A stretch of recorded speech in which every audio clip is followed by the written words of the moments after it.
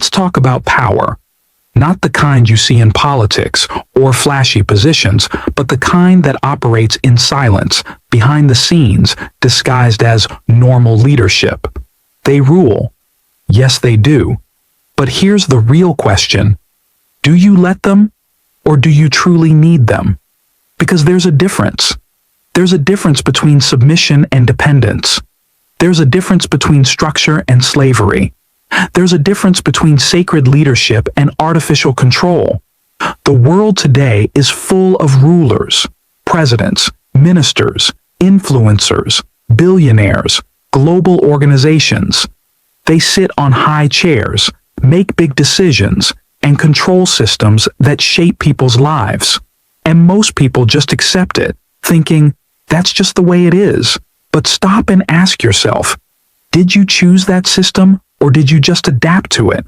Are they ruling because you believe in their authority, or are they ruling because you've been trained to believe you can't live without them? That's where the chains are hidden, not in physical prisons, but in mental cages. In people believing that without these rulers, there's no direction. In people forgetting that true leadership comes from divine appointment, not from man-made positions or fake popularity. That's the sickness in today's world. People have learned to tolerate oppression as if it's order. People have submitted to a structure they don't even believe in, just because they think they don't have another option. But absolute divine monarchy says otherwise. You don't need rulers who manipulate, exploit, and dominate. You need sacred leadership that uplifts, guides, protects, and restores purpose. You don't need false thrones. You need a throne that was established not by men, but by divine authority. A throne that carries structure, not control.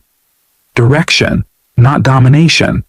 The world got used to being ruled by systems that treat people like numbers, consumers, labor, and property. And sadly, many have stopped questioning it. Many now believe this is the only way to survive, as if these rulers are a necessity, not a problem. But here's the truth. When people are truly awakened, they stop mistaking control for leadership. They stop mistaking routine for order. They stop mistaking oppression for security. That's why absolute divine monarchy exists, not to force control, but to realign the people under rightful authority. Not to keep you in chains, but to pull you out of systems that only benefit the top while draining everyone else. So now the question becomes even louder. Do they rule because you allow it, or because you think you can't live without them? If you stay asleep, you'll keep obeying systems that don't care about you. If you stay unaware, you'll keep bowing to leaders who are not even worthy of your trust. But if you awaken, if you reflect, if you rise, you'll see the difference between manufactured rule and divine authority. The queen and the king stand not because people are afraid, but because divine order has spoken.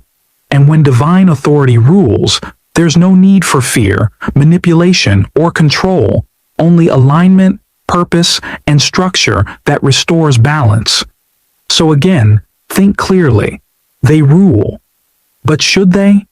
Do they deserve it? Do you need them? Or have you just been conditioned to believe you do? Because under absolute divine monarchy, there is no control by fear, only leadership through purpose. And only those who are truly awake can see the difference.